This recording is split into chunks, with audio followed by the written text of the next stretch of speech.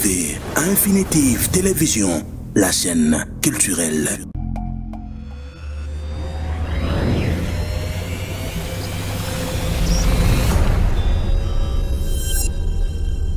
Tout de suite sur ITV.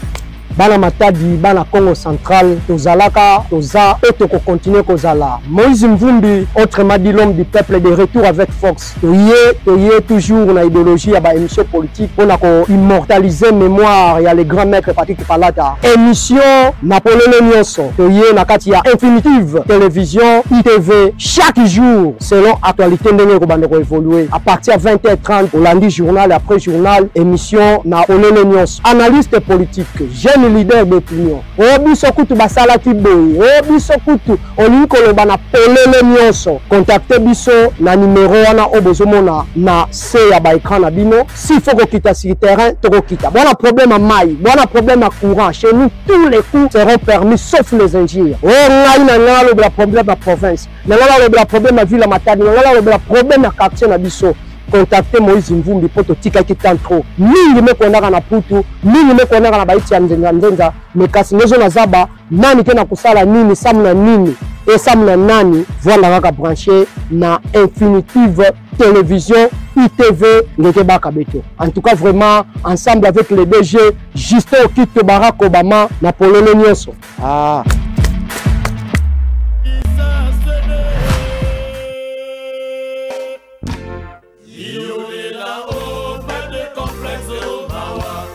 Otumoli peuple congolais, oluki papa Nzambe. Mawa. Otumoli peuple africain, oluki kolo Nzambe. Mawa. Binoba politicien foboyo kapasi na biso. Mawa. Otumole ngamo. Mawa. Afrique balila. Mawa. Angola balila. Brazzaville balila. Ina Gabo balua. Nigeria makambo. Soki akolela na tongo baimboka elinkoloba bolamuka pamba te tongo etani talantina biso pe toyaka liboso na bino pona koyebisa bino botala pe bolanda émission pamba te makambo ebandi bandeko babolingo batata ba mama bilenge ya basi pe mibali bisika nyonso bozwami nayebi kopesa bino mbote bonjour et mbote bonsoir na moma nyonso oyo bokoyeba kolanda biso obomesano toye kaka ndenge toyaka pona kotalisa bino mai mboka ekoleka na mboka na biso République démocratique du Congo et pona nini te etuka na biso ya Congo Central na kati ya émission ya lokumu émission ya bana mboka émission tolobaka ya kuku ebimaka na mpwasa émission boyebi na polele nyonso ya mokolo lelo eyebi koyambela bino moko ya mwana mboka oyo bae bele bayebiye kasi ebele peut-être bakotuna akenda wapi biso toyeko kundola ye mwana mboka Didier Mambweni oyo bana Matadi bana ya Congo Central pe bana République démocratique du Congo et pourquoi pas bandeko na biso ba congolais bakenda na ba pays étranger bayebi malamu mbote na yo kulutu Didier Mambweni. Merci beaucoup ba téléspectateurs ba auditeurs partout bozolanda biso dans le monde entier na internet na ba réseaux sociaux mote shalom na ba famille na bino kimia pe na mabota pe merci beaucoup pour na Infinitive TV ndenge boye kokuta ngai awa epa na ngai vraiment ça fait 3 ans dans les cas sur la télévision te na radio te c'est pour la 1e fois pour na sala honneur na invitation et puis na lingaki pe eloko moko sala ngai pasi. Chaque année, quand nous pensons Patrick Palata, d'heureuse mémoire, paix à son âme, Moïse qui est resté le même, in memoriam au Kanisakayo, et qui nous fait que rappeler. Ce que vous avez à 10, sinon, on a besoin de sinon, je vois ma soumubaya, nous avons Wanganga, Fentimba, Batebele, Papa Basile, Makoso, Héros Bazaï Belé Bakenda, mais personne n'en parle. Mais du moins avec vous, aux alaka toujours na sens et reconnaissance au kanisa patrie de palata. C'est comme ça que je me dis, ah, laissez-moi là un jour, on ne sait jamais, peut-être vous allez une mémorial, à travers ce que nous réalisons, parce que tout ce qu'on a réalisé, nous avons remarqué l'ingratitude vis-à-vis de la population et vis-à-vis de nos concitoyens. Voilà pourquoi à un certain niveau, il faut réfléchir, il faut se taire pour des raisons stratégiques. Mais merci pour l'invitation. Merci lisusu totondio botondi baimboka kaka ndenge auti koloba yango boyebi ngai bongo nazali ndeko na bino Moïse Mvumbi autrement dit tina teza na tina na lobaka yango nazali Moses pour mes intimes, l'homme du peuple pour les services du peuple, mais aussi la voix des sans-voix. Mais il faut que je suis l'élève prodige de mon maître Patrick Palata de Rez Mémoire. Na lobaka yango butumo isoki tozali o biso tozali bien sûr mayele na biso mais grâce à l'encadrement naie yango tozali bongo obo mesano émission tobimi libanda tozali na toyeko kuta ye na isika na ye obo na kasalaka publicité oasis du fleuve donc ça auberge na ye ndeto ye awa ayambi biso tuvandi tozana tant pour ça la publicité na ngote to la sabino ba image nyonso mekasi na yebisi bino déjà que biso na minute tozana katia Oasis du fleuve. Naza accompagné l'équipe technique où ils travaillent na ngai. Merci na les DG Juste Okito Barack Obama, Oazali réalisateur. Il y a émission Napoléon Legnonso et tous appels sous son ingénieur JPJ Azali na Asima ya caméra et le grand journaliste Kevin Umba Azala Rapé Mozu Yabilili. Merci pour la présence et assistance nayo. Bande Koba Bolingo na mwana mboka Didier Mamboni tokolobela makambo bebo. Boza pété, bolanda biso ti na suka. Soki courant nanda kuna ekei, kene koluka pa ba voisin. Vraiment Olanda émission. Mega esili bomba ou recharger mega Olanda. Yo kolanda biso na chaîne biso Infinitif Matadi Live na kati ya YouTube et pourquoi pas na ba réseaux sociaux, na ba plateforme nyonso ya réseaux sociaux to tourner bino déjà bolandi ya malamu na émission na biso. Mwana mboka Didier Mambweni. Utu kolobango déjà awa biso to pesa ke okambote mais na mode ouverture na yo bandi déjà ko samba yo moko parce que yebaki déjà que na kozangi sa mitu na wana avant to ke na niveau national comme bomesano to kobanda na niveau national et puis to kokita na province kasi to lobela nanu ya biso mona mboka Didier Mambweni un bon moment porté disparu cela dit à quoi par rapport nengo utu koloba wa population makasi nyonso salaki makelele o riska ba vina yo en exil na Kinshasa Didier Mambweni soka lobby ba gouverneur à province ba il faut penda malades même les match lorsqu'il avait fait une émission avec les frères Koluto l'agence de Bidou des Rez Mémoire à l'Obaka yango tu manges comme ça en regardant la télé tu vois c'est Didier Mambweni qui s'apparaît appétit et silimba la moko mais okima makaboye c'est quoi ozwavi oyo banoko luka to ezali dia quoi porter disparu non c'est un problème de stratégie oyebi après la prison nazalaki na combat moko ezalaki facilité il fallait vraiment qu'on ait cette image à la société civile les combattants de la liberté c'est comme ça que je n'oublierai pas la Josibidi ou Patrick Palata, l'honorable Fouela, que j'ai sali en passant. Donc, Baza Ibele qui m'ont aidé à faire ce combat. Badou Abadou Tonton, beaucoup de gens qui m'ont soutenu. Et monsieur Jean, Batou Mingi m'a soutenu, Général Rauser, donc Batou Ibele qui m'ont accompagné dans le combat pour la démocratie. Mais malheureusement après une prison à Bimi, na continuer à liti nangai et puis na Kinshasa na combat contre Atuma Tidwana pour restaurer président Matousila na place mais nous avons subi beaucoup d'histoires tentative d'assassinat, empoisonnement. Alors j'étais obligé à Kokima na hôtel parce qu'il fallait pas pomper biso pour nous vous allez bien à bateau on m'a alerté et avec des preuves palpables que dans notre équipe, nous nous a prévu la mort, on était prévenus. Et tant que j'ai ce coup de fil dans ma service, dans le renseignement, que maintenant vous franchez les zones rouges, il fallait maintenant changer de stratégie. Alors, tant on a Monique Tokoma qui j'ai franchi la ligne rouge, on a un mandat, il y a un procureur général de Kinshasa. Vu que l'on a la télé 50, la chaîne Roger Lumala, la Sango, nous avons dit des choses incroyables. Tout ça là qui va révélation, va secret d'État au niveau national, puis dans la province. Alors, c'était, j'ai franchi la ligne rouge, c'était la vie ou la mort.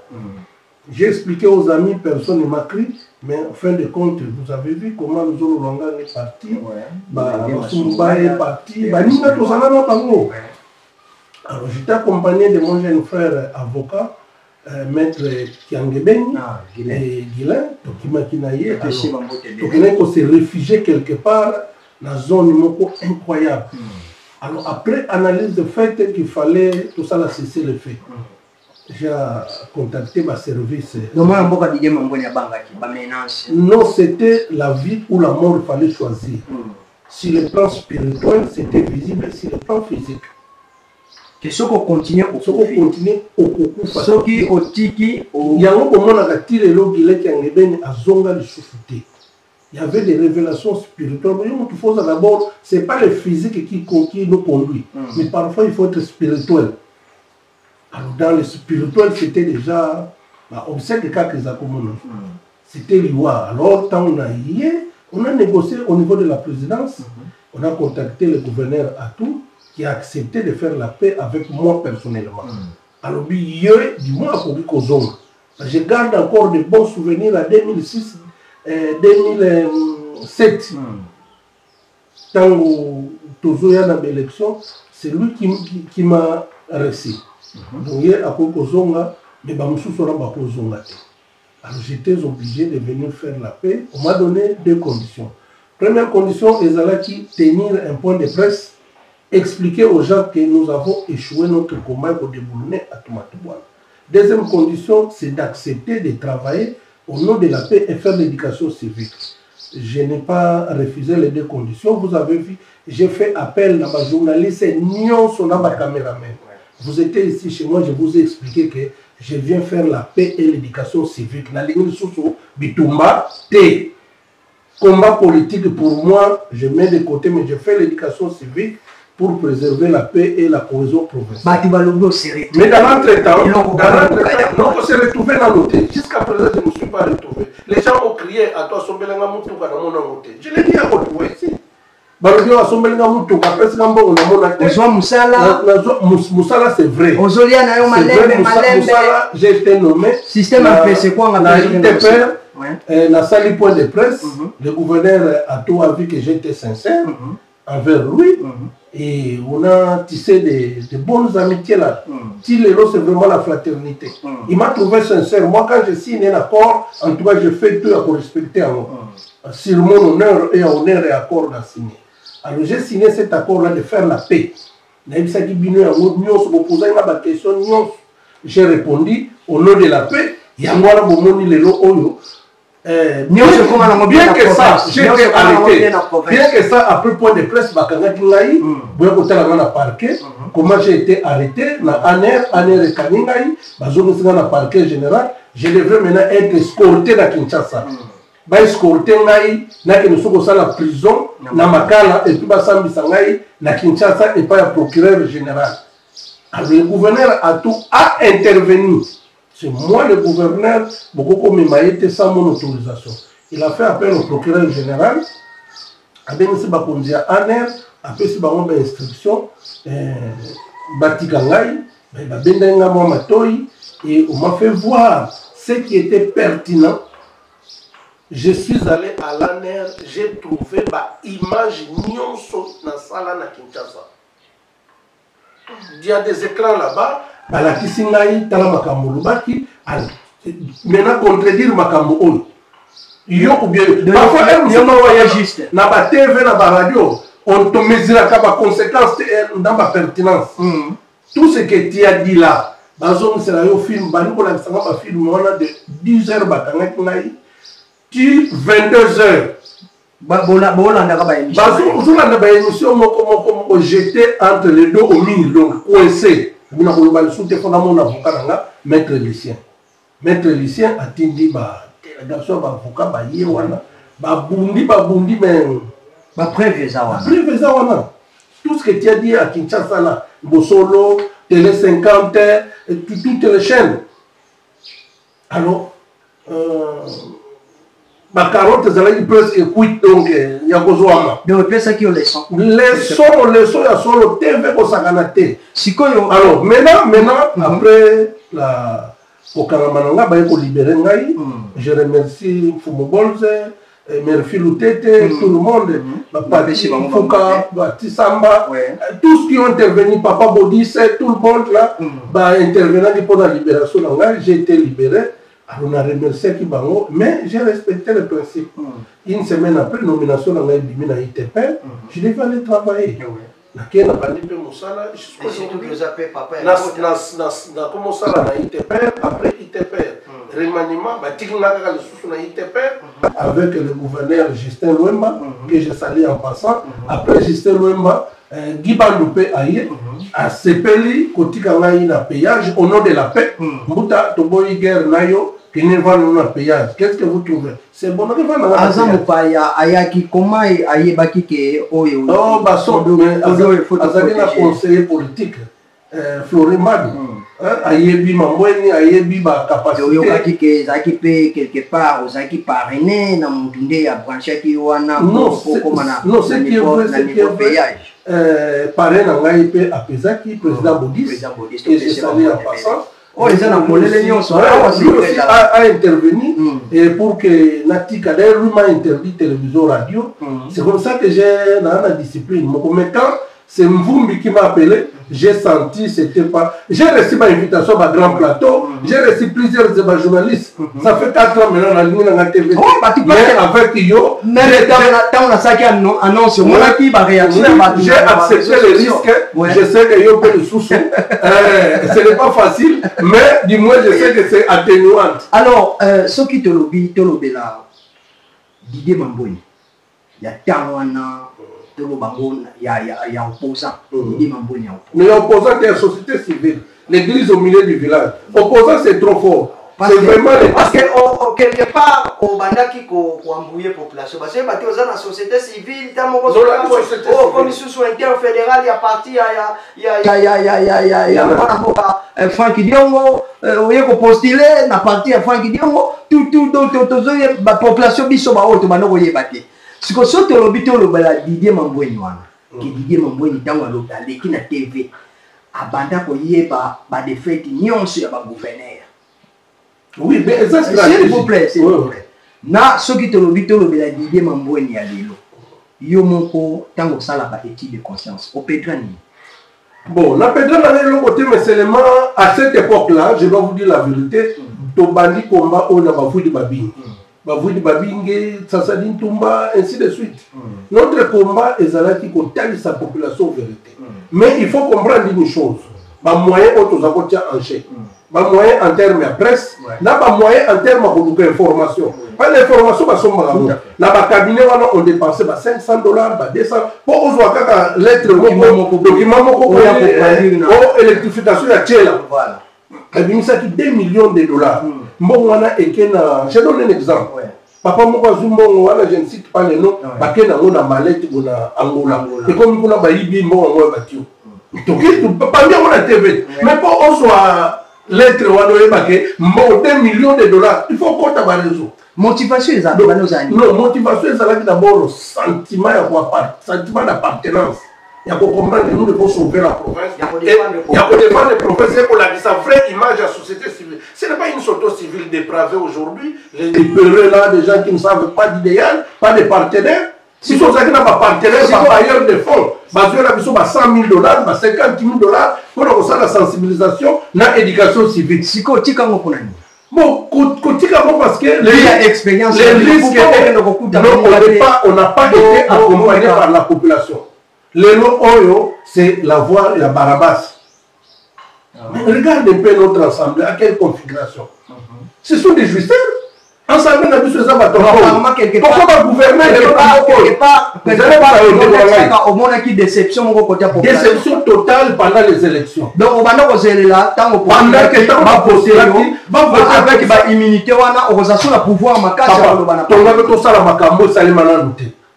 Tout ça la makambo salimana douté parce que vous ne pouvez pas comprendre dans cette province 15 ans pour le Belaka stade de Lumumba.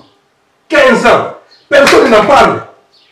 Cette sauté civile, on va pas bouteillage, cette sauté civile est où? Mais tu crois que moi, à la tête de la sauté civile, je vais accepter ma bêtise? Mais non! Si vous avez bâti comme la tête de la société civile. La tête de la société civile. Oh, c'est déjà. Non, c'est déjà révolu. C'est déjà révolu, le poids de l'âge aussi compte. Oh. Oui, est-ce que ça il y a il y a ce qu'on appelle le militantisme. Là, vous allez acteur. Hier, nous avons été des militants. Les premières heures, au fond, bah, j'ai une équipe. Bah, lobby, les locaux, on va viser mine. Donc, pour nous, écoute à la poche. Non, écoute à la poche. Donc, oh, Italien, passe la population italienne. J'ai combien d'enfants aujourd'hui? Et j'ai une grande famille. Mon père est en vie, ma mère est en vie. Et Bandeko, Banankazi, tout ça. J'ai une grande famille ici à Matadi. Alors, me voir mourir bêtement comme ça, sans idéal. Mais Obimi héros. Héros, bien sûr. Héros, je prends Patrick Palat. Je prends Rousseau Longang. Je prends Massoumbaye. Je prends Basile Makos. Qui en parle encore? Moi, Moïse Mvumbi. Je te dis déjà que Panthéon et Zakoutouté.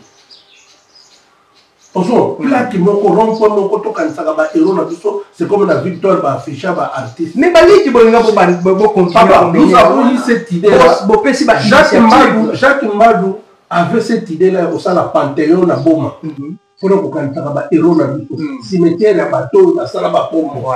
Papa, on a fait des combos dans beaucoup. On a mobilisé les partenaires, les bailleurs de fonds.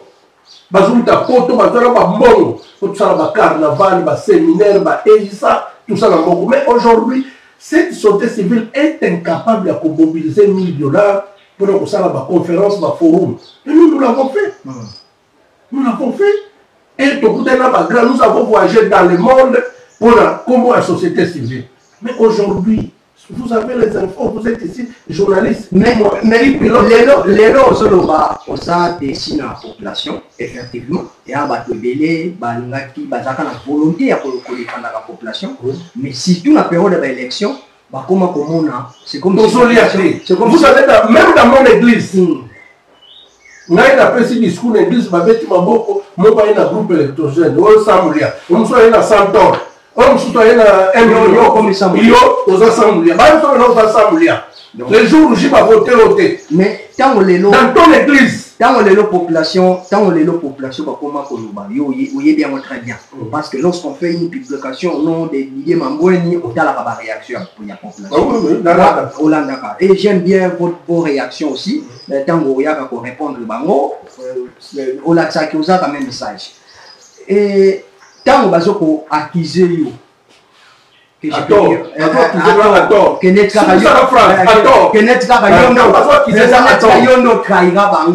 Ozwa musala, osundola bango, otika j'ai reçu mandat.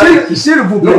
Trahir veut dire j'ai reçu mandat. Je n'ai pas respecté. C'est là dans la cité. C'est là dans la cité. Non, mais oui, mais on a la blef. Non. Mais quand on a pas tant on va juger. Attends, c'est ça la phrase. Elle va juger à tort. Yo, message ni non kolobé la population. Parce que au PC ba justification na yo, au tali si ba. Na lingi ota la caméra parce que toujours je te place on a pour na casque. Bon, je vais dire seulement c'est la voix de la foule. Là Jésus na Barabbas. On a Barabbas na place de Jésus. Mais bien après ils ont compris. Aujourd'hui, je peux même me prendre à témoin. Je prends l'honorable Miller et l'honorable Pouela. Botala ba mandat na ba on a parlement. Et aujourd'hui bateau to tchewana 0 sur 10. Le vide se fait sentir. Bon Mobiso. On nous accuse à tort. Personne ne m'a donné mandat. Je me suis taillé dans Libanga. La Bibisi Maï dans Libanga. Là-bas, il faut personne. Personne ne m'a donné 100 francs. Réaliser cette émission comme ça, il faut la tchabino dans l'itoui. Pour la résater. Personne ne nous a ça au point de presse. surtout Bouddha, la réalité. Donc, dans cette province, on a vu dans le matin, les gens veulent vivre des spéculations, des racontards, au lieu de vivre la. Nous ne pouvons pas monter Kabal, à toi sommer les camions. Mais j'ai dit, nous devons sommer le camion, il faut le merci. Nous devons le parler dans la bouddhiste. Azu dit, papa, autant la moto à la tesa sanité, ils ont moto à contact. C'est mon parent, j'ai dit merci, papa, police, merci na Jeep. À son bité à sur Jeep. Baza combien dans beaucoup. Tu peux comprendre ça. Nous devons faire ça et là, merci. Quel que soit le degré d'amour. Mais yo, bon, là, rien. Yo, il y a des formations que à tout, à sauver le moto, il y a un moyen. À toi, personne, bon, à petit donc voilà, allons matin. Donc, Bolingi pour vivre dans la spéculation, on est de vivre la réalité. La fiction exacte. Des arrière-pensées, des idées préfabriquées, des arrière-pensées. Moi, j'ai un idéal. L'idéal, dans la table, dans la zone, dans la salle, qui n'a pas atteindre. Donc, Didier Mambouani a soulevé la population parce que Azua ou Yabano Koluka. Non, Didier Mambouani Azande décide la population. À mon avis, il y a pas la population. C'est mieux à se retirer dans un moment. Au lieu que au Banakolobaka, au Kimaka, au Tikimpana, au Kongola, na Salon, na Kishasa. Voilà, merci beaucoup. Et je vais ajouter une chose. Elles ont un repli stratégique. Maintenant, je maîtrise encore mieux la gestion de la province.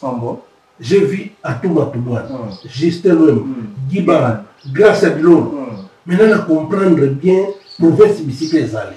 Donc, si vous me faites parler, les gens vont fouiller, les gens vont sauter. Quand je attends la configuration assemblée provinciale, on va plaindre. Merci. Moi, je pense que awa, tous les coups sont permis sauf les ingénieurs. Amen. Nous finissons à rater, nous avons appelé les nions. Donc, au Koloba, ce que nous avons preuve, et puis surtout que les propos sont en train de mission. Voilà, bande koba bolingo, outi koyoka, mais c'est Didier Mambouani, nous avons dit qu'il y a bon motif. Donc, on a dit que Joseph Kabila, ami l'obéléna, il y a un problème de la population. Assumer la population, les populations, boyoki, binonde, bodi se voir, apostila awa, tawana moto, yabidi azana moto. Mais ça mourir. Abimi boy, oh, ça mourir. Si koye mutu, tout le bazar le qu'on oppose. On tue la prison. On sait qu'on a ça mourir. Voilà, merci beaucoup. Badé Koko Olingo. Moi, mboka Didier Mambouani. Balobi tambola na mokili omona makambo me botama na RDC oyo ka dossier. Amen. Dossier ya mokonzi mboka kala. Président honoraire Joseph Kabila Kabange. Le sénateur à vie. Tout là, il a montré que pour la rumeur bande. Oh, azar complicité, na ba rebelle, boye, ba kutu, afse wana ya nanga, Isaïe, oh, il y a patron ya M23. Mais du point de vue, il y a pas preuve palpable boye. Les athémères, vie à Denis boye, à vie baptisation. Et surtout on a été justice congolaise. Et le bibis que vous apprêtez pour la Hollandais. Mais pour tout l'Hollandais, vu qu'il y a une immunité parlementaire, et c'est qui, en tant que sénateur à vie, il faut Sénat à faire sa vie sur le pouvoir. Baye Kolongola, pouvoir Rwanda et pas à mon avocat Joseph Kabila. Question à l'émotion. Yo en tant qu'analyste politique. Tant que yo kakiango, analyse ni nos salakis par rapport à. Merci. Analyse à Liboso, je dois dire que c'est un non-événement. Un non-événement dans le sens que ce sont des ingrats. Joseph Kabila a kotaki na histoire na bananga. L'alternance civilisée à passation du pouvoir. Et ça, événement historique. Il n'a pas na histoire de la RDC. Mais ils ont sapé l'histoire. Banane va saper. Kabila na banane. Le fait d'aller tuer les Congolais. Moi, je suis activiste des droits de l'homme. Tout sauf ça.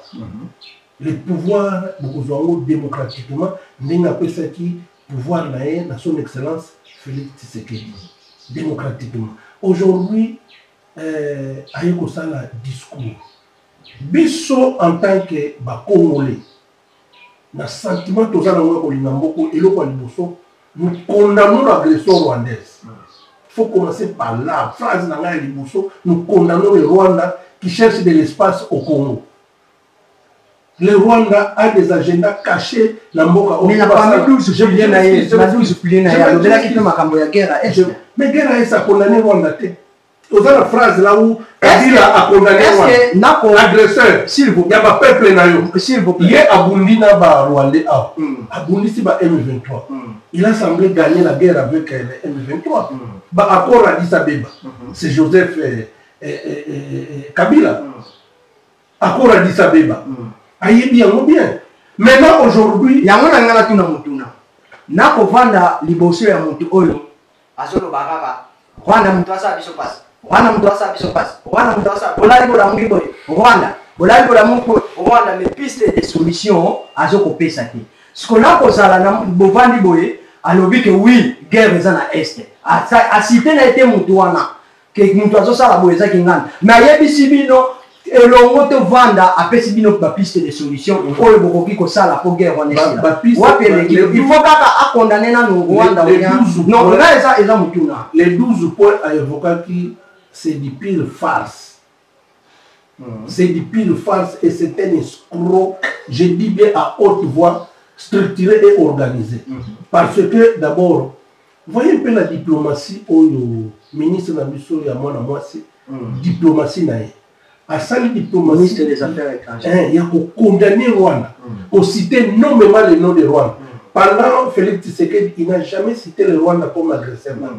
Maintenant, pour quelle la diplomatie Rwanda, Talandenge et Tomolimboka, Talandenge va condamnation et porter la Rwanda. L'Union européenne qui soutenait le Rwanda va condamner la France, les États, tous les pays du monde. Bazo condamner Rwanda parce que quand la tête basa va congolais ou les okufa parce que bazo kufa des innocents. Mais la guerre continue. Guerre continue mais la diplomatie fait son travail. C'est pour vous dire que Félix Tshisekedi est en train de faire son travail par rapport à dénoncer l'agression rwandais. Biso en tant que vrai congolais. Mutu oyo abeti yo gifle au kotanga kombo na ye. Mais ce kotanga kombo na ye veut dire il y a agenda caché. Donc pour nous c'est un non-événement d'autant plus que avec tu gifle, si gifle était autant que oui, le temps comme on a un au fond de la parquet, au fond, bientôt il sera jugé dans la Cour pénale internationale. Ne vous en faites pas, beaucoup commandants les Nanga, les Kabila, ils seront jugés dans la Cour pénale internationale. Et ça, je vous le dis à haute voix.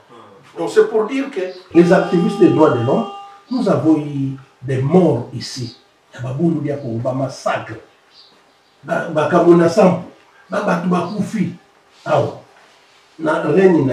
Donc Kabila. Maintenant aujourd'hui Kabila veut se faire un donneur. Donc pona yo oser ko céder là ndenge balongoli ba imité parlementaire. Nous sommes que la justice fasse son travail. Jour quand vous tiens pour na mboka oyo bakokangaye. Et ce que je peux ajouter sur ce dossier là, peut-être qu'on va tourner la page. Ce sont des gens qui se sont follement enrichis. Il dématé Bangombe, espace, la mission de la Congo central pour ne parler que chez nous. Nous avons un qui marché, Zouyango, Sali, entreprise, Grim, port, ce sont des actionnaires partout. Ils ont eu suffisamment. Kene Kotala, aéroport, la mission de la bombe. Ah, quand même, au Yébi, aéroport à bombe. Qui a acheté ça? Qui a spolié ça? Kabila, Naba Olive. Ça, le peuple doit savoir. Aéroport, il y a Boma, la Fichelle. Avion, Zako, Kita, Ezomata. On a le calme, on a non-réhabilité.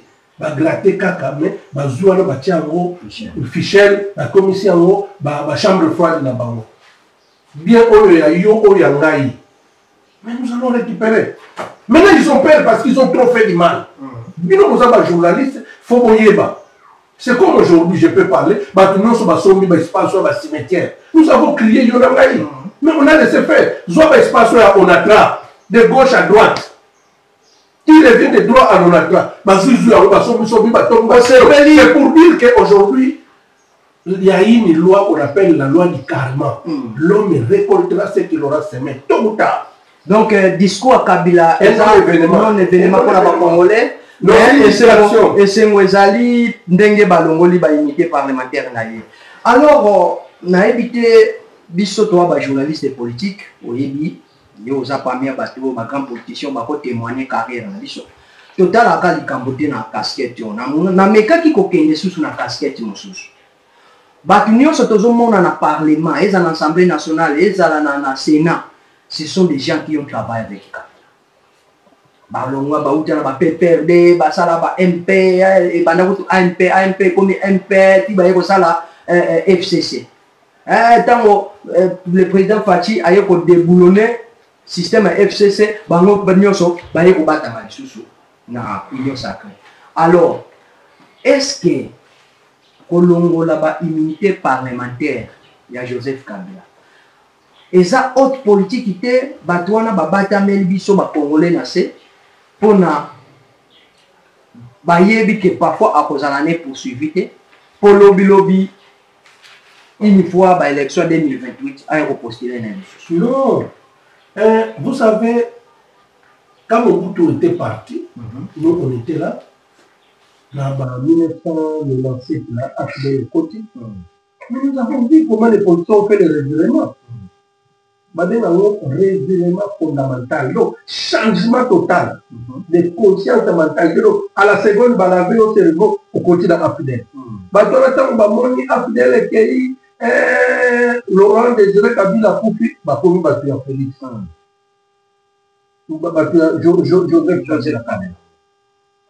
Joseph Kabila, aussitôt parti, il a un discours, mais il y a un mail. Donc, ministre, mais aujourd'hui, son discours, pour comprendre le type d'homme que nous avons, sans idéal, sans vision. Et puis, ce qui est plus grave chez nous, nous n'avons pas d'idéal politique. Sous notre ciel, nous avons un capitaliste et un démocrate. Mais chez nous, quand tu vois l'IDPS, na PPRD, ça fait presque un courant démocrate.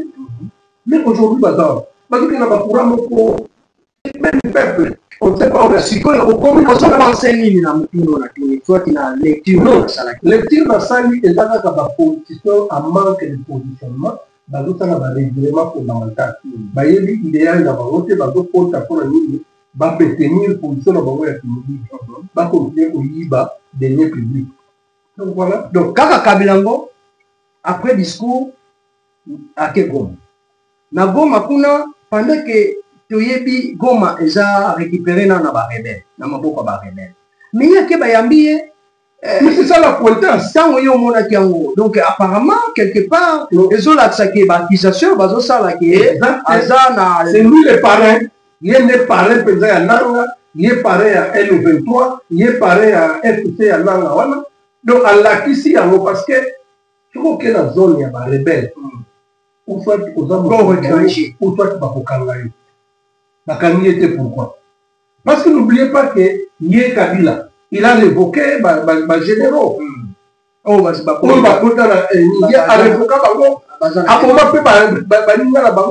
mais comment il arrive là-bas, il a dit le rôle à honte. Ça veut dire qu'il y a l'os dans le boudin. Mais toqué dans l'angle. Donc c'est pour dire que jouer rôle avant que nous coûtons M23, il a coûté chef spirituel de chef de l'État nigérien au Bassando, chef de l'État ya Kala ya Afrique, la médiation, la structure moko ya droit de l'homme, la structure moko ya paix. N'oubliez pas son discours, la Union africaine, Addis Abeba. Alors, je ne vous dis pas un allié. Je vous dis un au revoir. On se souvient là-bas. Cela veut dire qu'il est resté ambitieux.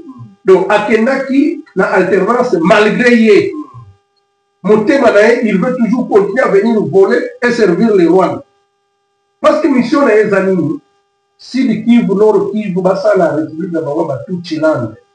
Mission est mon cas. Message n'a eu qu'aux amis, n'a pas connu. Message n'a pas congolais. Parce qu'il y a des Congolais, nous avons appelé les Bango, Bango prêt, il y a Koyambaye de ce soir son président. Ce qui est arrêté, Bakokanae, à vous juger, pour traduire la Cour pénale internationale. Il va répondre c'est ça. À cause de la juger, à cause de la juger, pas à cause de la condamner, toi, à cause de la juger. Parce que tu peux être jugé, mais pas condamné à mort. Parce que c'est la Et il a raté comment il soit. Il peut battre la carte. Ensuite, il y a un abisso mignon sur le coup. Bah, part que la mission de Sabounia, on fait ça la carte. Ah, il y a tout le fait ça, on a na Lubumbashi. Balio ba bimi pour la ligne. Nzalate, Balio ba bimi la carte. Non, ce sont des gens qui se sont follement enrichis dans Mboka na biso et les gens va donner des leçons. Non.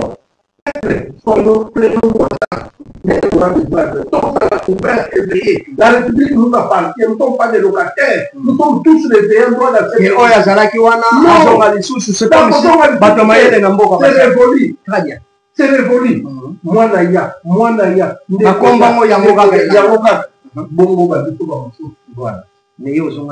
Voilà, merci Bandeko. On va continuer. Dossier Bacor RDC États-Unis. Bon, Bacor, on les a salvatrices dans le sens que il faut oublier. Il y a un temps pour toute chose. Quand les États-Unis acceptent qu'ils ont compris, les lots, République, tout dans la Bacor, tout dans la Baïla, tout dans la matière première, aux amis partent dans le monde. Peut-être que le Congo central, nous va découvrir surtout plus que même les Anakatans. Nous avons des potentialités. Maintenant que l'homme est blanc, c'est vrai qu'ils ne viendront pas tout faire, mais c'est un problème de conscience. Bakoya va exploiter tout ça là, 50-50, d'y donner et d'y recevoir. Donc les Américains ne viennent pas pour la baille pour les habitants mal et du ciel, mais ils viennent travailler chez nous, mais tout en respectant les accords. Travailler chez nous, il y a ici, Moko Ezake, Oyo, non, il faut placer des transformer, ici, c'est long, tout le monde a des réseaux sociaux. J'ai dit bien c'est long, on a confirmé que il paraîtrait que et qu'on va nous avoir basé ah ouais bah qu'on raffiné à Rwanda après ça c'est du rapportage. C'est comme ça que je vous ai dit. Les Congolais que nous conduisent de la spéculation, barrière pensée, l'idée que fabriquer et des idées que nous montons de tout. Donc, d'accord, on est dans l'avantage et qui vivra verra. Voilà. Merci, qui vivra verra. Donc, on continue. Dossier, il y a composition gouvernement de l'Union nationale. Bon, tout là, tout la mouka boyou, et puis ils ont une pression. Ah, Nandenge, il a les Kabou, les Kabalo, ils ont aussi dans mon pays, dans le terrain. Oui, c'est vrai que c'est politique, hein? C'est politique par rapport aux enjeux de l'air. Enjeu à un moment où il doit se d'abord que la diplomatie est en train de continuer sur la paix à l'Est. Mais voilà, c'est primordial. Alors, par rapport à cette paix-là, par rapport à la négociation, nous avons qu'il y a rapport à Luanda. Luanda est simulté. Angola n'a pas réussi à sa mission. Si tout le monde est fort réactivé et adéquat, il est en train de faire son travail et qui nous avance vers. Alors, on ne peut pas privilégier le gouvernement de l'Union nationale par rapport à l'accord. Nous ne savons pas et adéquat là où il va nous amener dans l'accord. Et dans l'entretemps, les Américains, Donald Trump, élection dans les États-Unis, et il faut changer la donne politique et de ne pas que la grande puissance mondiale. Et ça fait quelques mois là, au Rwanda, ça a été une démonstration, une petite communication. Et on a poussé le Rwanda et la RDC de se mettre autour d'une table aux États-Unis. Maintenant, les accords avant. Maintenant, pourquoi on devrait mettre la charlie avant le but? Donc nous attendons, et il y a des assis de Samoussala Naye, et Union africaine, Union européenne, des États-Unis. Ils nous donnent la ligne de conduite à suivre. Mais moi, politicien, il a une expérience déjà dans le gouvernement de l'Union nationale, est-ce que, en tant qu'analyste politique, quand vous avez et le Bongo et Yana RDC, on s'attendre dans la ligne. Il y aura vraiment un changement. Quand on est dans un système de Kabola Gato, il y a des populations qui ont un petit mandat ici. Oui, lobby et un lobby, les lots et les lots, où il faut bien sûr, qui connaît, où il faut faire la prédilection dans les éléments, mais ce qui est vrai déjà, à venir les hommes à la moitié à venir, c'est vraiment dans les noirs. On doit se dire des choses en face que rien ne marche dans ces pays. et que tout le monde veut devenir ministre, veut devenir ceci, pas pour aller travailler, c'est pour piller et voler et devenir millionnaire. Oh, eh, bah, ça bango les sous-sous, ou alors sous-sous, à côté la chantier à Tikaki, et si la tête, il faut le moyen. Ça, il y a inachevé, il veut rentrer, mais dans la consultation, n'a pas inutile. Ils ont la base, ils ont la député, mais ils veulent être consultés. Il faut beaucoup de ça la ligne. Donc, pour nous, et vous avez l'aliénation de mettre des gens qui ne vont pas répondre aux attentes de la population. Lolo, la population souffre. Voilà. Dans le taux de dollars, dans le taux démographique, la population concentrée dans la Kinshasa. 12 millions. Détournement sur détournement République démocratique du Congo, moi, je suis Didier Mamboueni. Mais le pays n'a pas encore. Bokola la Mukabwe a détourné. Bokola la Mukabwe a détourné. Mais tant que comme on a un problème de la population, bon, le pays n'a pas d'argent. Plus que déçu, quand on a un feuilleton de Moutamba, la ministre de la Justice, on ne sait pas faire des présidents, mais vraiment c'est une déception. Tu vois des gens qui se disent des intellectuels. Moutio et population va nous posséder là. En 2028, on a voté Moutamba comme président. Azane ata comment il fait des marchés de gré à gré. Azala do. A vu là 19 millions de dollars. C'est que maman congolaise était à qui kobota na na photo. Mais qu'est-ce qui se cache derrière tout ça? Tu vois ministre de la finance Kasani. Ils sont là, ils disent n'importe quoi, tout ça. Que Bakabula Rambo na bango avec qui tout ça. Tu vois un peu comment on est en train de nous aliéner. Parfois, nous avons des larmes. Il y a encore un autre dossier. Le dossier là, il y a sous-traitance sur la sous-traitance. C'est mal de 100 jours.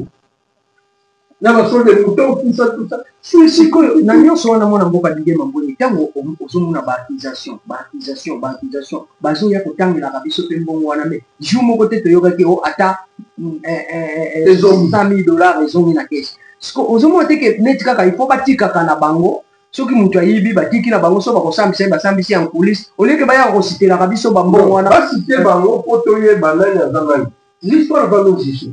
Ah bah oh bah si t'as qu'à oyer que bah chicha bah on a ba audience publique et tout temps bah comboter mais les lots bah zonger les sous bah institution bon la biso. Oui, peu importe mais du moins nous connaissons. Quand assister ça moi le bah c'est non azana innocent. Les joueurs là bah j'ai là-bas et l'histoire retiendra quelquefois on beaucoup ça la première vie que bah kanga kari. On ça la prison pour être l'histoire retiendra. Le pays est un bateau tout bazali poisson à Makala. Il y a 500 francs à Tchilabala. Makala 500 francs, vous voyez. Écoutez, les gens meurent pour nous dans la seringue. Ça peut-être qu'on va parler. La gratuité à maternité. Médecin directeur au hôpital de référence. Le pays n'a pas de chance. Ça ne va pas. La République l'a dit pour l'université. Moi, avec plus de 50 ans, dans la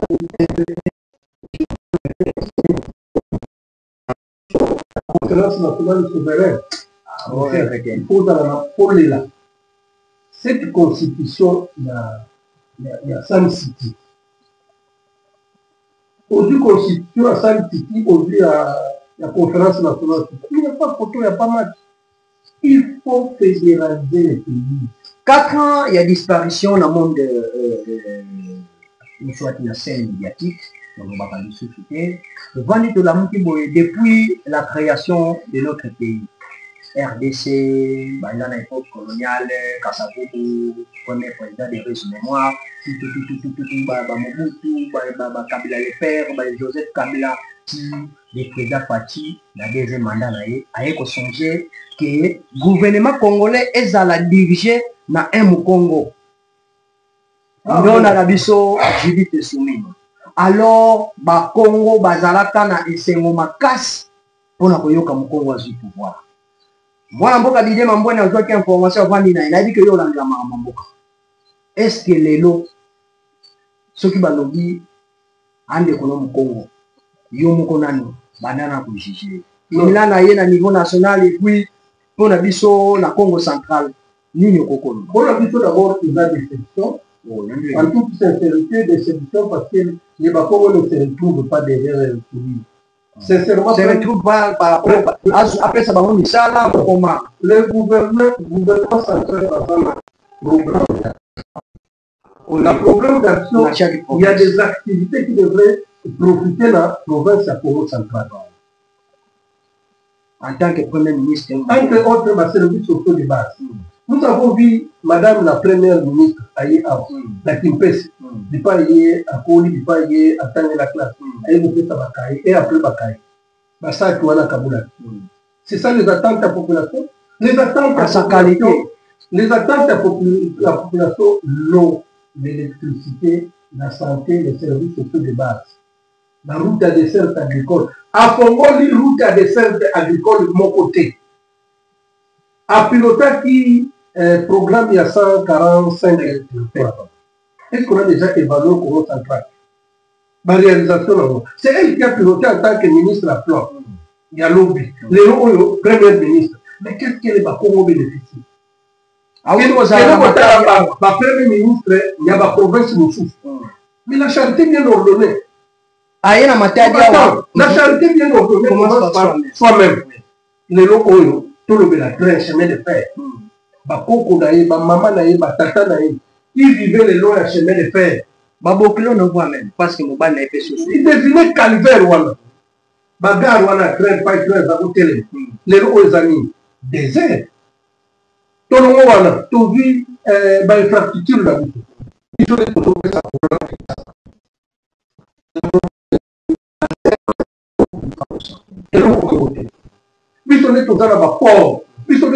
notre production, nous bénéficié même pas 30%. J'ai même ma tête à couper. La Constitution nous parle de la retenue à la source. Il y a 40%. Nous, on gagne combien? Même pas 15%. Le gouverneur est en train de souffrir. Parce que le gouverneur a ma réserve 4. Mais s'il faut éventrer les bois, ils vont vous dire, le gouverneur Match a fait un fauteuil blanc. Il n'a pas réussi, même pas les 10%. Tu te souviens, point de presse en match dans les il a dit, même pas les 10%.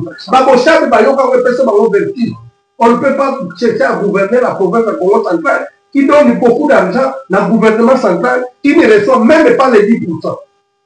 Donc, la province est en train de se tailler sur la recette locale. Et vous allez dire, le Premier ministre, je félicite encore peut-être Kabila à tirer du son point en pause. Je remercie Mantezolo, vice-ministre, il y a Pamba, il y a Plan, il y a ITP. À couler béton pendant en pause, il a 24 ans. Ça, c'est le président Mantezolo. Mais soumis le total des amis. Les lots autour de la grève. Combien de morts sur la nationale numéro 1? Péage la biseau. Silence radio. Ils font la loi là-bas, c'est la fête. Ils mangent, ils boivent. C'est qu'ils font là-bas, là-bas.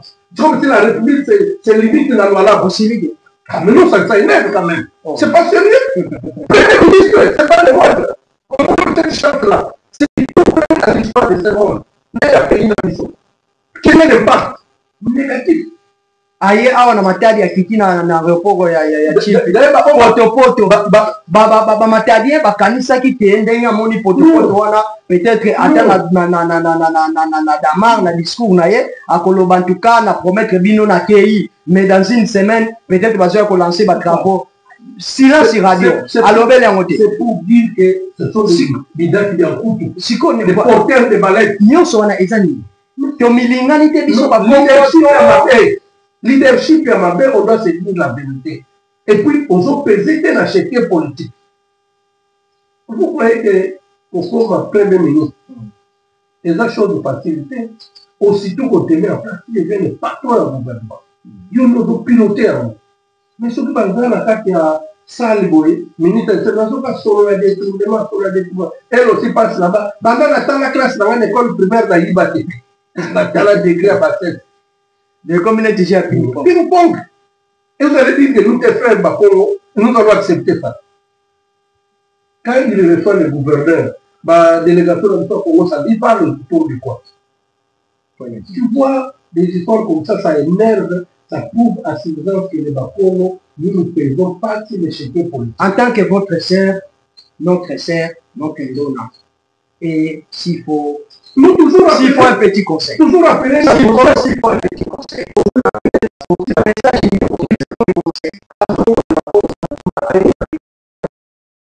Voilà. Merci. Bande Koba Bolingo, Naniko Kishata, Tozi Mobengo, Tueko Zonga, Naituka Nabiso Congo Central, Pambati Tokoki Kotika, émission Boïde, sans Péto Lobela, Maïma Koleka, Naituka Nabiso Congo Central. Moi, Mboka, Didier Mambouni, le gouverneur, Tolobela Oyaza, le gouverneur, Grace Bilolo Aye, vraiment, va féliciter par rapport Yandenga yeko kocha Kenya na province. En tout cas, na ebitan na mona été place à régler qui ma compte. Et yo lokola na ta campagne aux aïe qui ngande a pembe na nga ko zalate. En tout cas pour moi ajouter pour récupérer batinyo c'est puis avant de si Kenya na province. Batu ba sepeli biso ba onto sepeli mais si bituma tolali tolamuka boye dimanche kaka ya lobby réseaux sociaux et yindi oyo yeko bebisa imere ya bato et yindi siko yeko yinda te peut-être ndenge dossier ezalaki ya mwana mboka kulutu na biso Joseph Mabanga mais yeko yinda to yeko yoka kombo ya mutu batangi député batangi honorable Omega Mbadi oyo bato babano benga bango bamapasa parce que bato batali bolingo oyo le fait Jacques Mbadi azaki nango de résumé moi na papa Bilolo azaki nango ba yeko mona ke bolingo ngo bana pe lisusu bakangani pour po parce que bato satana ba mona papa on va tomber bibano mais on a atikala kitidela on a net sango oyo yo oh nekikaka il paraîtrait nani honorable Omega Mbadi alingi ko consulter bandaki ko consulter ba député po balaki ye azala vice gouverneur et Mutakozala titulaire et ça mobile ya premier ministre Judith Suminwa donc selon dans l'obédience selon ba information que donne dans les réseaux sociaux ba confirmer ngote et ba proche ya gouverneur ba sepeli na ngote bas donc ndeko moko asali vidéo et vidéo wana ici yo en tant que d'abord l'on photo le une grande décision et moi j'appelle ça ma mouchard il souffle dans le dos de mon cou sur l'intérêt politique tout peut se dire tout peut se faire mais c'est à vous ce qu'on appelle la gestion à pouvoir conquête à pouvoir d'abord la gestion à pouvoir la conquête à pouvoir est là à faire la leader dans les zones les conservateurs pouvoir est là toute l'équipe place il faut conserver le pouvoir tout en respectant le bien-être mais chez nous au Congo central et les gouverneurs et tout le monde on peut bien écouter les messages que pour nous comme ça donc quand on a fait tout autant la configuration à l'Assemblée provinciale je dois vous dire la vérité et je vais faire des résultats ici les gens comme Pierre Kabang, je cite bien son nom pour avoir Pierre Laï. Vous savez comment il a été traité? Pierre Kabang, je dis bien, je cite bien son nom. Comment? On l'a traité de tous les mots. La Badidé Congo, ma député aussi, pour aller dans sa place. Il a blessé ma susceptibilité.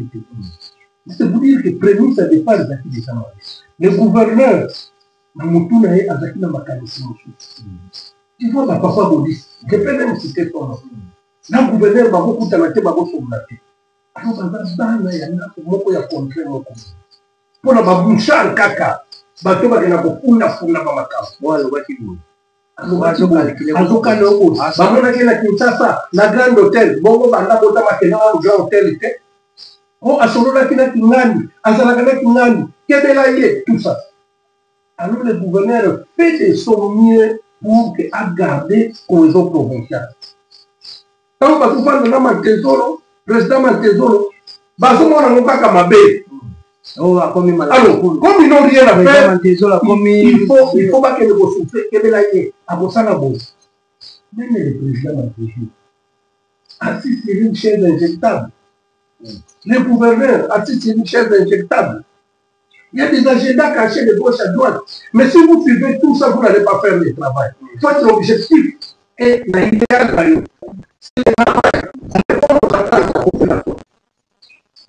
Les mouchards là, de la même manière, ils ont détruit match. Donc, comme un ministre, premier ministre de la Kinshasa, ça l'a voté.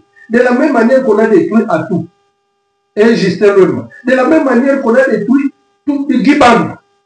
Qui ont détruit Guiban? Mais pas où est bazar de nous comme la grâce de l'homme. C'est tant à quoi là-bas?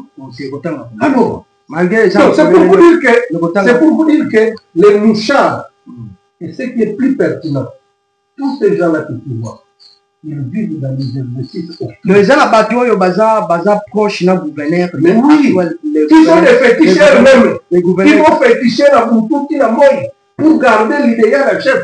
Oh, c'est vrai. Mais moi, je te dis des choses. Tu sais pourquoi je suis tout à l'heure? Non, na tout ni oza sir na makamozolo ba. Je m'assure, non? Les exercices occultes des actes. On a osé imaginer oza la cible. Moi, je te dis ce qui province. Le gouverneur m'a dit un jour, tu vois, pendant que vous nous critiquez là, surtout parce que 3 jours, on a la résidence, on a la il y a des choses incroyables. Chaque fois, on va pas dormir là-bas. Vous pouvez dormir dans le stade. Là, il y a les tapetions, il y a un petit là. Donc, on va dans la alors, pour dire qu'aujourd'hui, notre province est détruite par ces diables-là. Ils ne croient pas en Dieu. Moi, je crois en mon Dieu. Je n'ai pas besoin de connaître la gouverneure du matin au soir. Je crois en mon Dieu. Ce que je reçois, c'est la volonté du Seigneur. Dans a besoin, il y a expertise par rapport à l'expérience politique aux alentours. Mon dossier, les lots, toujours c'est quand. Les lots, peut-être toujours le bas. Les lots, tu y es bimaka, aux alentours, tu y es bimaka, mon dé bandaka. Monte bandaka boye. C'est malé, mrabostora boye, flamme bini. Alors, pour le dossier, j'aimerais autant la caméra. Pour lancer le message à gouverneur. Et, proche à gouverneur, oyo, basu dossier, peut-être, au lieu de camoyer, foutre un gouverneur, il y a monsieur le gouverneur, dit tout le monde, tout bien, ça n'a honorable. On est gambal. C'est ton frère, tu nous chambre. Parce que ça ne peut pas une question qui va y avoir. Non, et ça, honorable Omega T. Je t'ai parlé de honorable Pierre Kabangou. Je t'ai parlé à tout le là. Il faut ce qu'on appelle le dialogue, la considération, le contact. Est-ce que le gouverneur considère à tout le Est-ce que le gouverneur considère Pierre Kabangou? Est-ce que le gouverneur considère Boditsasa? Est-ce que le gouverneur considère Omega Mbat? Puis, par rapport à ce que les mouchards sont allés dire, la politique, c'est il faut dépenser les événements. Il faut savoir ce qui a été ce qui est plus pertinent, c'est sortir la cellule de la communication et de mettre la bouche à conseiller politique. Est-ce que le conseil politique a été bien? Donc, ce sont des enjeux qu'on appelle ça.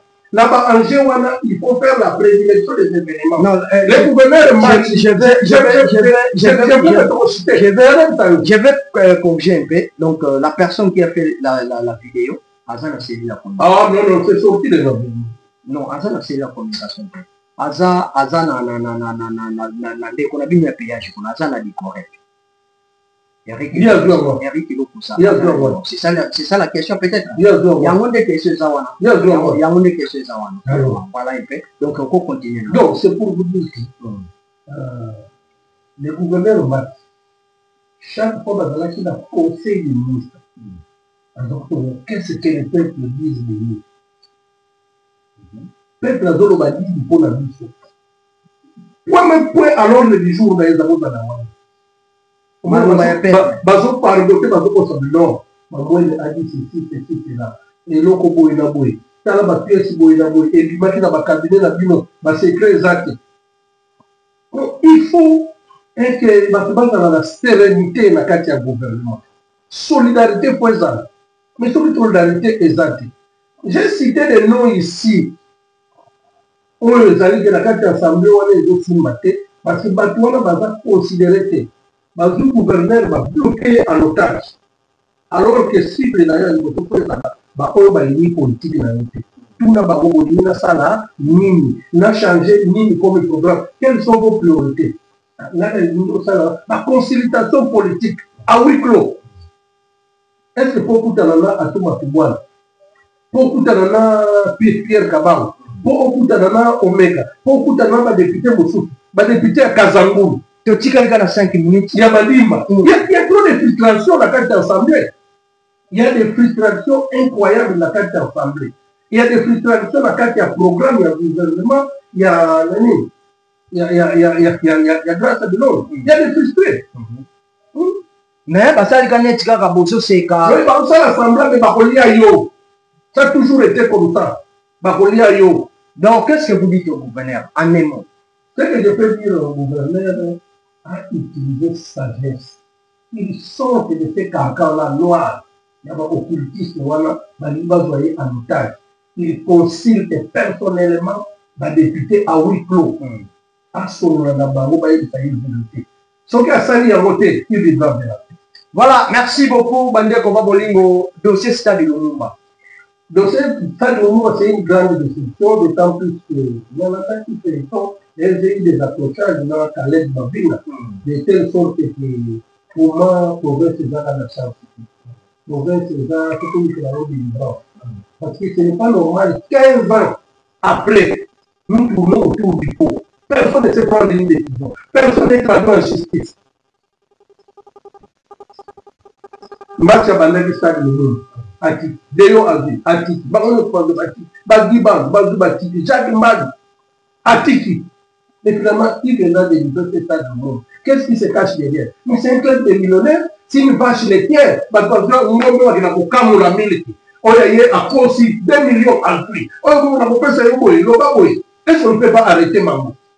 Nous avons interpellé. Combien de missions l'Afrique du Sud, le ministre de la Quête, le membre de la délégation, il y a à tout le bâtiment l'Afrique du Sud, bataille, photo, bataille, il y a un caractère. Mais le gouvernement provincial donne l'argent à Mambo.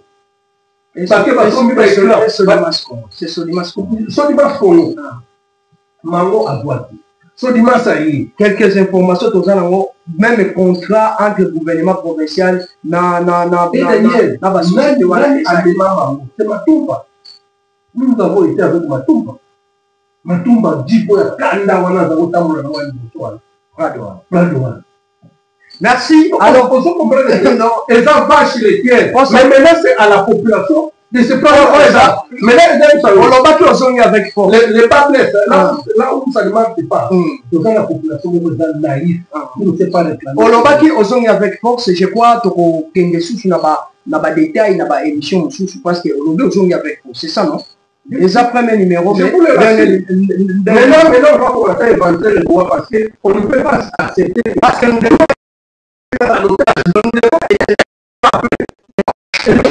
il faut que son gouverneur pour dénoncer Kabafa, il place ses alliés pour y en tant que numéro 1 en province, à une disposition. Donc, ceux qui sont là, pour la Marambouetali province, bien en province, où tu peux le voir, on a une introduction, mais apparemment, province a besoin de bénéficier. Il y a un des points à souka pour péage, Matadi Kinshasa, Bisso Bateto Créant. Quand on va bien, c'est comme un bateau.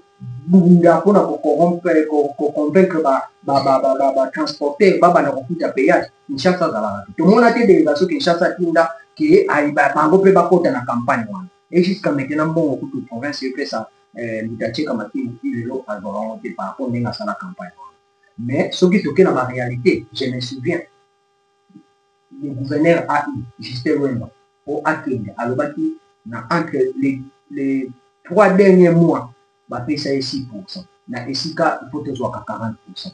Skolelo toke makamba pétrole mwanda okoyoka kaka tanto mbongo perenko yesi a libéré qui déjà mona Kinshasa porte tinda poto ce sont des gouverneurs parce que ta taxé au ba détourner bazo iba mbongo bazo sala bo bazo ya mbongo province OK mbongo ngoya malunga yaka ezaki skolelo yoki lisusu affaire en Manganaise et tozaki na conférence na l'aide à la conférence avec les jeunes du Congo central. pour le président assemblée à ça qui permet d'intervenir dans le professionnel. Et le président a glissé quelque chose qui va imposer un paiement et à revenir à la province. Il faut négocier par Kinshasa, c'est-à-dire et Kinshasa a raison ici. Parce que vu qu'il y a la réalité, nous sommes habitués à sur l'exemple. Croyez-vous que la province va quand même bénéficier de ma campagne manganèse et à rose? Si non, vous en tant que Congo, acteur politique, activiste de la société civile, qu'est-ce que vous pouvez demander aux autorités de Kinshasa ou soit aux autorités provinciales cette fois-ci, pour la mission pour la campagne? Vous avez parlé plusieurs fois, je commence par le payant. Ou personnellement, je connais le système. Payant, je l'habite autant, on va faire ça, ça vient tout le monde a salé là-haut. Bissot, on est tout télé, mais l'habite au nord. Payant, je dois être pour activité l'économie à province. Les locaux, j'ai fait un site dénommé quand c'est voyagé pour trans, qui a dit non, il faut que la ligne. À tel pas dit danger. Aujourd'hui, payant, je l'habite au nord, nous ne bénéficions pas de ça. Et comment on bénéficie dans ma technique? Et le Simon qui est là est devenu millionnaire dans le monde de la vie. La Chine, tout à temps, on a attaqué l'autre. On a attaqué la Chine parce que on va dire qu'on va dire. Le monde de la vie, c'est la Chine. Mais nous remettons la population de ces banques qui a dit non à payer un jour de l'Europe dans ça. Voilà pas visionnaire. Mais à on a cataracte, on a accepté quelque chose qui est en train de l'air aligné. C'est ok, cool. La toilette est très sale. Alors que ça va si touristique là.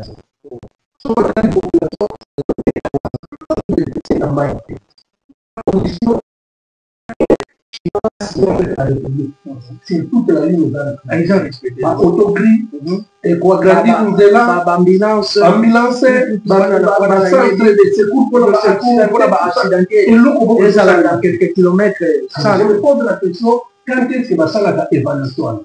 Tant qu'il y a une grande conférence mixte, ou une mixte, ITPR, gouvernement central, gouvernement, vous discutez autour de quoi? Donc, leadership de la province est à zéro. Mais quand je vois leadership de Mati, papa qui marche, je vois les Mouandantemi, je vois les grands là qui pesaient, aujourd'hui n'existent plus. Donc, la province est devenue aléatoire. Est-ce que je me pose la question, le gouverneur qui connaît les meilleurs?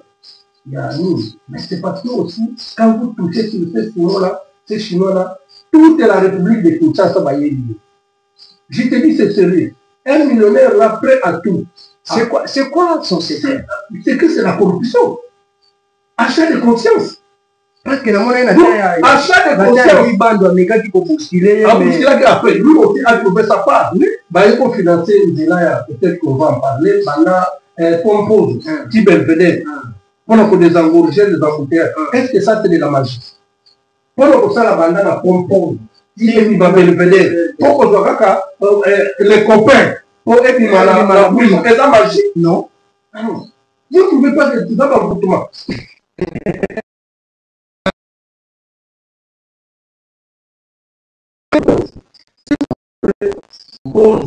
Rond-point, belvédère, merci. Comme il a vraiment te chité pour la maman. Non, attends. Non, ce qui est plus essentiel et pas la vidéo, il me fait passer le temps à Kinshasa, là où il y a eu un problème. C'est l'actualité nationale. Il faut la perdre, parlons des choses. Non, on a tout perdre. Mais nous parlons des enjeux politiques dans notre province. Parlons des bilans à 100 jours. Il y a une année à grâce à nous, on ne va pas parler. Tout le monde a dit pour ça. Non, moi je dis, il nous va passer le temps, mais pas une année à grâce à Bilon. Bilan dans nos positif bien négatif. C'est maintenant c'est moi qui c'est un projet la question est alors, tu vois que comme ça, en dehors de la réalité. Non, c'est que yo comme on dit. Non, moi je te dirige pas, mais c'est l'essentiel. L'essentiel c'est l'autre. Mais ça peut problème à toi. Pour un autre profond. Est-ce que tu le connais? Les ça problème à toi. Pour un autre profond. Il y a les accords. Pour aller du tout. MGT. Non, c'est moi qui te force à parler. Non, apparemment, on ça la dernière émission là. Bon, moi je veux que... Non, émission à Yasuka Yango. Non, la tournée émission à Yasuka Yango. Non, on y a déjà que est-ce que tu peux m'accorder le temps à chiter? Ok. C'est pour vous dire que... Réalisateur, les péages groupés entrer des millions d'argent. Les locaux, les transporteurs, les chauffeurs, ils sont en grève. Pourquoi ils sont en grève? Politique a soumis à ma paix. Ministre du Transport Jean-Pierre Bemba, qui était l'espoir de tout un peuple, incapable de résoudre. Ailleurs, on a payotte pour convaincre les gens $100, $100, grève de peu passer ici. Mais ce qu'on a tel problème. Il a fait à $100. Si tu le dis, vous êtes journaliste. Oui, bien. Non, c'est pour dire qu'on n'a pas résolu le problème. Combien de journalistes ont gagné? Combien de grèves? Mais c'est pas information. C'est pour vous dire que rien ne marche. République est en voûté. Province est en voûté. Je te dis, est en voûté. Donc, province est en acheté. Donc, gestion le gouverneur grâce à le Polayo. Non, là, on te côté en voûté. Souvent, le mytho au Bélango, je te disais, le gouverneur est en train de faire un travail de titan, gigantesque, mal compris par la population et la cellule de communication ne fait pas bien son travail. Comment? Le travail qu'il devrait faire, c'est d'accompagner les actions du gouverneur. Les actions du gouverneur doivent être liées à un programme d'action. Aujourd'hui, on voit que le président de l'Assemblée est le gouverneur. Est-ce que ce qui doit nous balader dans la population, je lance un défi. Toute la population va t'en faire trois convois de ministres. La communication devrait faire ce travail. Alors, c'est pour vous dire que ça ne va. L'image du gouverneur c'est qui? Équipe, non, c'est pas. La carte d'équipe, on a Messi, on a Kinga, on a Betanet. Et pour votre. La carte il y a deux péchés. Je ne connais pas péché parce que Mbutankuna, Mbutanani à l'époque à Vimbati, Bayebanaate. Nalobi, Bayebanakate, Nangela, Bayebanakate, Nangela, c'est la communication, mais Bayebanaka par rapport il y a efficacité là-bas sur le terrain, n'a pas rôle, on va faire ça. Parce que on se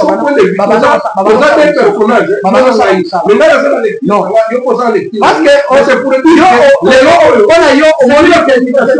le ministre Toyebi Bangote. Il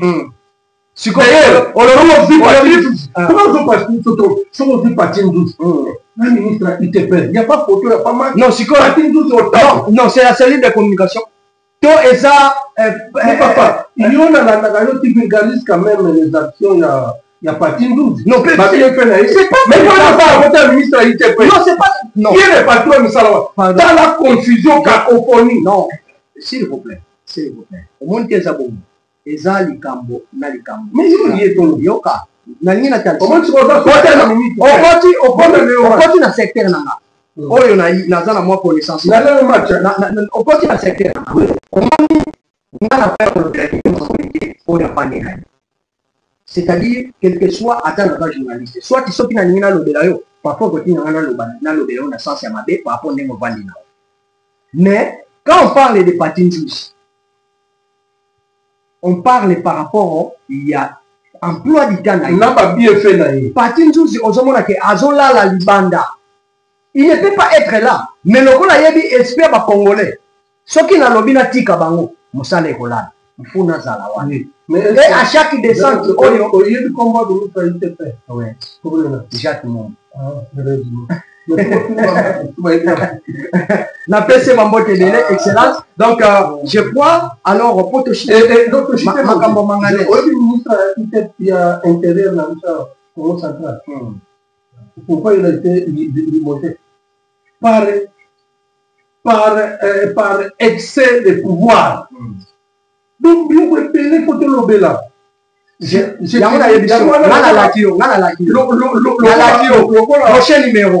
Prochain numéro, ni na Lualaba, ni na Kinshasa, ni na Bandundu. Donc, nous allons rester au Congo central. Et dossier Katokolobe, Tokotika la Kaka na personnalité et le gouverneur des provinces, grâce à quoi on a soigné Lolo. Et ça, les linaye. Ba nomination, le bâti. Mais tante, il y a un phénomène. Aux phénomènes. Non,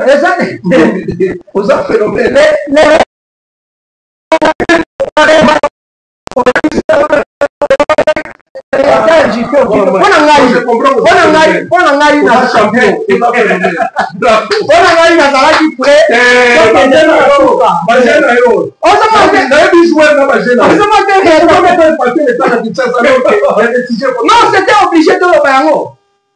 Donc, c'est peut-être une seule analyse dans ma pays. Province d'abord. Mais il y a les bien-être à la population. Donc, aujourd'hui, on y m'a dit bon, on y m'a dit même insécurité colombienne. On y m'a dit une minute.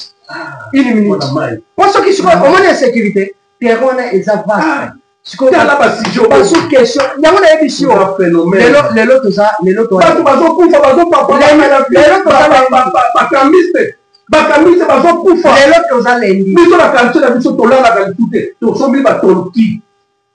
c'est comme message. Samedi, dimanche, on va la critique. On va lancer la critique. On va poser une question. Et tous ces sujets-là, on voit là, on va. Non, je dois la population à tellement pour comprendre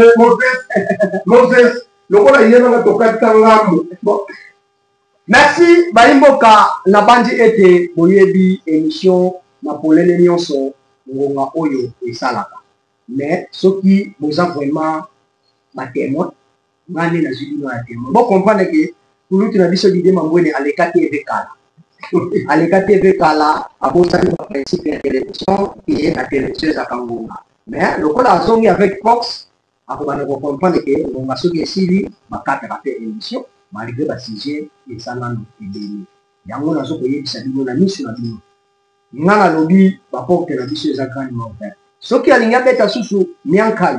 Ndenga monani boya kimi wana Italie. Mais soki alzongi avec force, je crois prochainement toko panza nyonso pona apesa ba point de vue na ye. Kaka mitune ko zala diso yenda koloba. Parce que province et seigneur qui sont le gouverneur des provinces, et seigneur qui sont ba ministre et seigneur qui sont ba député na biso et pourquoi pas tout le fonctionnement l'Assemblée provinciale. Donc biso awa tous les cours sont permis sauf le lundi. Mon toi ko finga tenga na ko banga pona. Et pour voyez bien très bien pour ça la problème. Merci.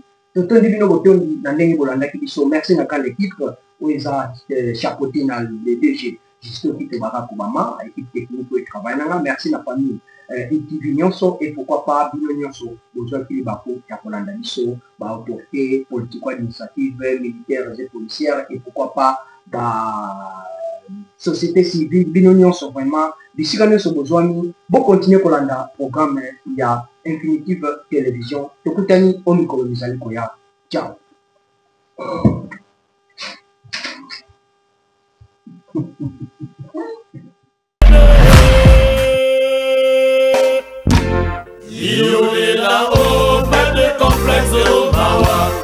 Otumoli peuple congolais, on luki papa Nzambe. Otumoli peuple africain, on luki kolo Nzambe. Binoba politicien foboyo kapasi na biso. Otumole ngame, Afrique balila, Angola balila, Brazzaville balila, Inagabo balua.